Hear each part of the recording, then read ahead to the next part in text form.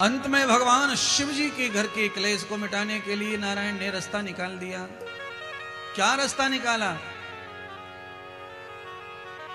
कि बालक को जिंदा कर दिया जाए। तो शंकर ने कहा बालक जिंदा तो हो सकता है, पर पहले जैसा सुंदर हो सकता नहीं है। कटे कटाए हाथ पैर उंगलियां तो जुड़ जाते, हमने रोज देखे हैं, पर पहले जैसे सीधे और सरल और अच्छे नहीं होते हैं। शंकर ने कहा कि जैसा भी है पहले जिंदा तो करो। कैसे जिंदा होगा? तो महादेव जी ने कहा ये काम तो मैं कर दूंगा। महादेव जी ने गजमुख बनाया और गजमुख हाथी का मुख मंगा करके गणेश के धड़ पर जोड़ दिया। बालक तो जिंदा हो गया। अब माता पार्वती बालक को नीचे से ऊपर देखे तो माथा पटके, हे नारायण, हे ब्रह्मा, हे महादेव, अब बताओ मेरा इतना खूबसूरत इतना सुंदर बालक अब ये जिंदा तो हो गया है, पर इसका शरीर कैसा और मुंह कैसा?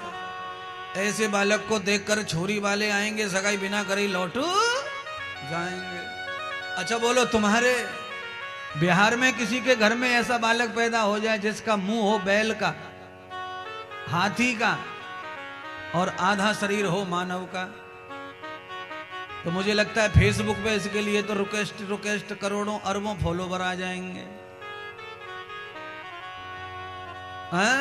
लंगड़ी भी शादी ना करेगी इससे। पार्वती को यही टेंशन आ रहा है, इसका होगा क्या? ये तो बिल्कुल सुंदर ना दिख रहा। इसका चेहरा कैसा है? जानवर का। मेरा ऐसा नहीं था।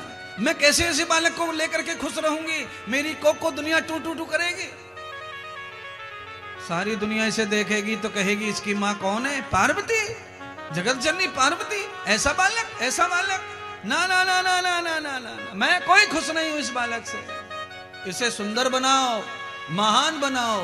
अब तीनों देवों ने नियोजन बनाया, कब ये सुंदर तो हो नहीं सकता है, पर जिसमें सुंदरता का अभाव हो उसमें गुणवत्ता ज्यादा अच्छी होनी चाहिए। अगर कोई सुंदर नहीं है तो उसमें कला कोई अच्छी होनी चाहिए, गुण अच्छा होना चाहिए।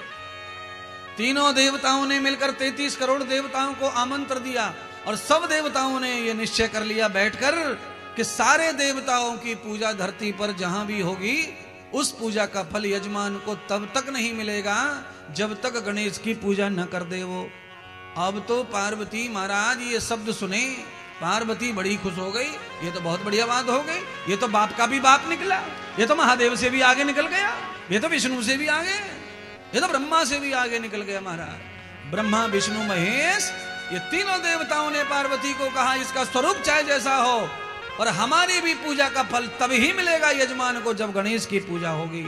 अर्थात आज से तुम्हारा पुत्र हम तीनों से भी महान अग्र पूजक होगा देवताओं में। इसकी पूजा पहले होगी, इनका आह्वान मंत्र से होगा, फिर हमारी स्थापना होगी, तब जाकर हमारी कहीं खीर पूड़ी बनेंगी तुम्हारे बेटे की।